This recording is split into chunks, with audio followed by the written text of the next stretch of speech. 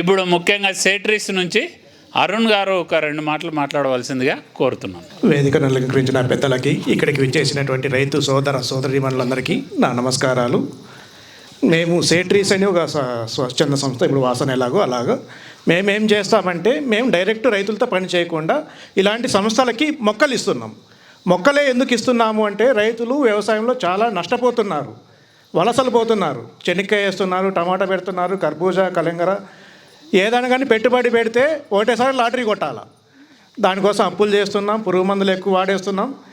ఈ ఉద్దేశంతో వ్యవసాయంలో పెట్టుబడులు తగ్గించాలి, ఖచ్చితమైన ఆదాయం రావాలి అనే ఉద్దేశంతో, అదేవిధంగానే మన వాతావరణంలో చూసుకున్నట్లయితే అనుకున్న టైంలో మనకు వర్షాలు వస్తున్నాయో చెప్పండి?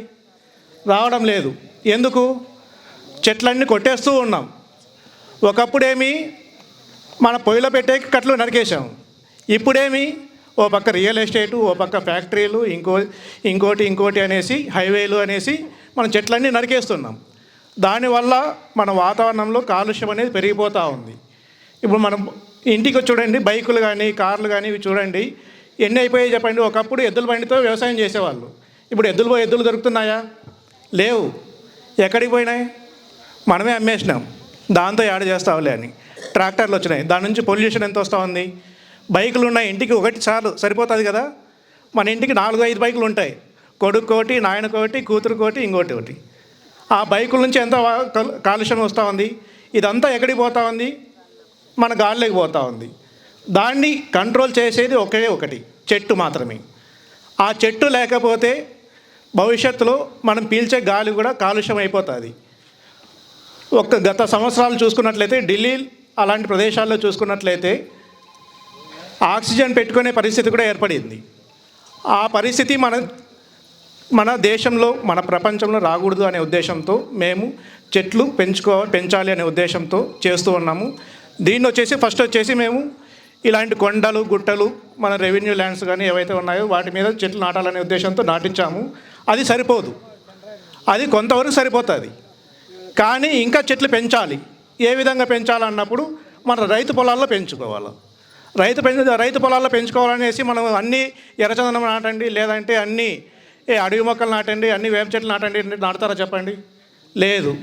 దానికోసం మేము పండ్ల మొక్కలు అయితే రైతుకు నిరంతర ఆదాయం వస్తుంది, గ్యారెంటీ ఇన్కమ్ వస్తుంది.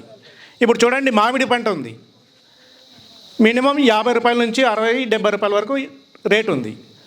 కొన్ని సందర్భాల్లో రేట్ అప్ అండ్ డౌన్ అవుతూ ఉంటుంది. లాస్ట్ ఇయర్ పంట తక్కువ ఉంది, రేట్ ఎక్కువ ఉంది. ఈసారి పంట కొంత వచ్చింది.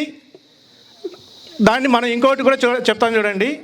ఈ న్యాచురల్ ఫార్మింగ్ అని సార్ వాళ్ళు ఎందుకు చెప్తున్నా, ఇక్కడ మన మామిడి పండు ఎంత ఉంది? 50 రూపాయలు బెనిషా ఉంది. అదే న్యాచురల్ ఫార్మింగ్లో పండించిన పంట ఏదైతే ఉందో దాన్ని మా సేట్రీస్, మా హెడ్ ఎవరైతే ఉన్నారో, మా CEO గారు ఎవరైతే ఉన్నారో వాళ్ళు అక్కడ తీసుకొనేసి, అక్కడ బెంగళూరులో కొన్ని అపార్ట్మెంట్స్కి రైతులకు, అంటే అక్కడ ఉన్న ఎంప్లాయీస్కి, మా డోనర్స్ కార్పొరేట్స్ ఎవరైతే ఉన్నారో వాళ్ళకి ఇస్తూ ఉంటే వాళ్ళు కేజీ 100-150 అయినా తీసుకుంటున్నారు. ఎందుకు? వాళ్ళు టెస్ట్ చేస్తున్నారు, దానిలో కెమికల్ ఏమీ లేదు అంటేనే తీసుకుంటున్నారు. ఆ విధంగా మన సర్టిఫైడ్ ఏదైనా మీరు ఇస్తే దాన్ని మనం కూడా ప్రయత్నం చేయొచ్చు. కానీ ఎంతమంది రైతులు అదేవిధంగా చేస్తున్నారు చెప్పండి? ఇమ్మీడియట్ రిజల్ట్ రావాలా. ఏదైనా పురుగు వచ్చిందనుకోండి, పురుగు చచ్చిపోయే వరకు ఖచ్చితంగా ఉంటుంది. మీరు చేస్తున్నారన్న, మీరు మిట్టపల్లి కదా, చెట్లు కూడా అన్న వాళ్ళకి చెట్లు కూడా ఇచ్చాము మేము. అవును. ఆ విధంగా చేసే వాళ్ళకు మార్కెట్ అనేది కొద్దిగా కష్టంగానే ఉందన్న. కానీ భవిష్యత్తులో అంతా న్యాచురల్ ఫార్మింగ్ అనేది ఖచ్చితంగా వస్తుంది, దానికే మార్కెట్ అనేది ఉంటుంది. ఇప్పుడే చాలామందికి షుగరు, బీపీలు చాలా ఎక్కువ అయిపోయినాయి. ఎందుకు? మనం తినే ఫుడ్ అలాంటిది. పాలిష్ రైస్ అంటున్నారు, ఇంకోటి మన కెమికల్స్.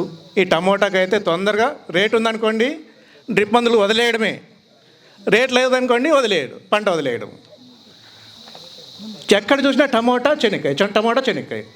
చెనిక్కాయలో ఒకప్పుడు కంది కూడా మధ్యలో అంతర పంటలుగా వేసేవాళ్ళు. ఇప్పుడు కంది పంట ఎక్కడికి పోయిందో తెలియదు. ఎందుకు పోయింది? మనకు ఆ కందిలో ఎంత వస్తుందిలే, వస్తే ఒక 10,000, ఒక మహా ఇస్తే ఒక 1,000 రూపాయలు 2,000 వస్తాయి, దాని నుంచి మనకేం వద్దులే. ఆ ప్లేస్లో మన చెనిక్కాయ దండిగా వస్తుంది, మనకు 1,00,000 రూపాయలు వస్తుందేమో అనే ఆశ. కానీ దాని నుంచి ఎంత వస్తుంది? రాదు. మధ్యలో సార్ చెప్పారు, జొన్నలు కానీ, బాటల్లో జొన్నలు కానీ, ఆ మధ్యలో ఆముదాలు కానీ వేసుకోవడం వల్ల పెట్టుబడి అనేది చాలా తగ్గుతుంది. దయచేసి ఇవన్నీ ప్రయత్నిస్తారని కోరుకుంటున్నాను. మేమైతే రైతులకైతే ప్రస్తుతానికైతే ఇక్కడ రెడ్స్ నుంచి మన భానుజ మేడం వాళ్ళతో టైఅప్ అవుతున్నాము. ఆ తర్వాత వాసన్ నుంచి మన కలికిరి ఏరియాలో టైఅప్ అయ్యాము. ఆ తర్వాత సిఎస్ఏ వాళ్ళతో కూడా కడప డిస్టిక్లో ఈ విధంగా టైఅప్ అయ్యాము. మేము మొత్తం వచ్చేసి 17 రాష్ట్రాల్లో ఈ విధంగా పనిచేస్తున్నాం రైతులతో. ఆ తర్వాత దీంతో పాటు మనకేమైనా ఈ చెరువులన్నీ ఒకప్పుడు బాగా నీళ్ళు వచ్చేటి, వర్షం నీళ్ళు, పూడికలన్నీ పూడిపోయిన చెరువులు చాలా వరకు, కొన్ని కబ్జాలు అయిపోయాయి, అది వేరే విషయము. ఉన్న చెరువులన్నీ పూడికతో ఆ తర్వాత వచ్చేసి కట్టలన్నీ తెగిపోయే పరిస్థితుల్లో ఉన్నాయి. అవి రిపేర్ చేయించడానికి కూడా మాకు డోనర్స్ అయితే ముందుకు వస్తూ ఉన్నారు. ఎందుకంటే చెట్లు ఎంత ముఖ్యమో నీళ్ళు కూడా అంతే ముఖ్యం. ఆ ఉద్దేశంతో నీటి నిల్వ కట్టడాలు రిపేర్లు కానీ కొత్తగా కట్టించడం కానీ, ఆ తర్వాత రైతులకు పండ్ల మొక్కలు ఇప్పించడం కానీ ఇవన్నీ కూడా మేము ఉచితంగా చేస్తూ ఉన్నాము. దానికి సంబంధించి ఇలాంటి ఎన్జిఓ పెద్దలు ఎవరైతే ఉన్నారో వాళ్ళందరూ వాళ్ళ సపోర్ట్ లేకపోతే మేము ఎక్కడా లేము. వాళ్ళ సపోర్ట్ ఉంది కాబట్టి మేము ఇంతవరకు వచ్చాము. మరి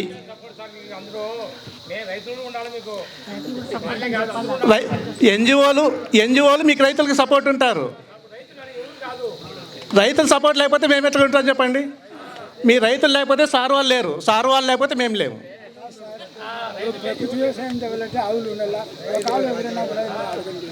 ఎద్దులే లేవన్నా, ఆవులు ఎక్కడి నుంచి వస్తాయి? అప్పుడు నాటి ఆవులు ఉండేటివి, ఇప్పుడు జెర్సీ హైబ్రిడ్. మా ఇంటి దగ్గరికి వచ్చేసరికి పాలు అమ్మేవాళ్ళు ఒకతను పాలు తీసుకొని వస్తాడు. దాంట్లో జెర్సీ ఆవు పాలు అంటారు, లేకపోతే ఎనుము పాలు అంటారు. అది ఏమి స్మెల్ వస్తుందో తెలియదు. పెరుగు తింటే అసలు తినలేము. ఓ నెల రోజులు వాడినాము, తర్వాత అన్న వద్దులే అన్న చాలు అనేసి స్టాప్ చేసుకున్నాం. మరి నాటి ఆవు పాలు అవి మళ్ళీ మా అత్త వాళ్ళ ఇంటికి పోతే అక్కడ ఆవులు ఉన్నాయి, కొద్దిగా నాటి ఆవులు కూడా ఉన్నాయి. ఆ టేస్ట్ వేరు, ఈ టేస్ట్ వేరు. ఎక్కడికి పోయినాయి అవన్నీ? మనకి ఇమ్మీడియట్ రిజల్ట్ రావాలా. నాటి ఆవు అయితే ఏదో 1 లీటర్ 2 లీటర్లు వస్తాయి పాలు. ఈ జెర్సీ ఆవు అయితే 10 లీటర్లు వస్తాయి, మంచి డబ్బులు వస్తాయి. మన డబ్బులు కావాలా, ఆరోగ్యం ఎక్కడ పోయినా పర్లేదు. మళ్ళీ ఆ డబ్బులన్నీ ఎక్కడికి పోతున్నాయి? హాస్పిటల్కి పోతున్నాయి.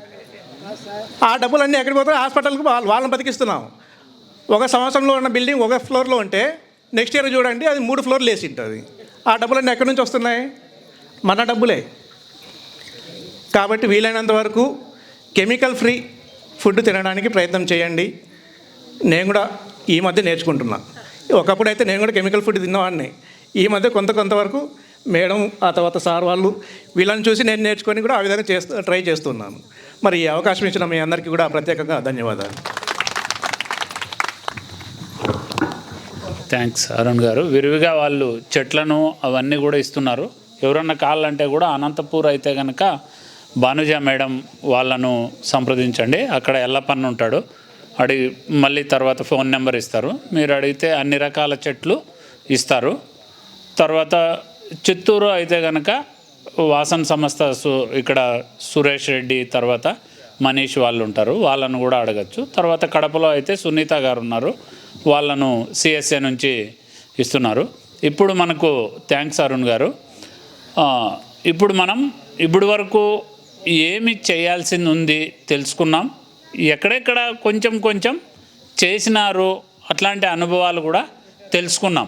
మీలో నుంచి ఎవరన్నా చెప్పేది ఉంటే కనుక చెప్తే వీటన్నిటికీ ముగింపుగా చందుల్ కుమార్ గారు మనకు ఇప్పుడు ఏం చేయొచ్చు, మన నెక్స్ట్ అజెండా ఏంటి, ఎట్లా వెళ్ళాలి అనే దాని మీద చెప్పచ్చు. మీలో కూడా ఎవరన్నా మాట్లాడదలుచుకున్న వాళ్ళు ఉంటే మీ అమూల్యమైన సలహాలు అందిస్తే కనుక మంచిది.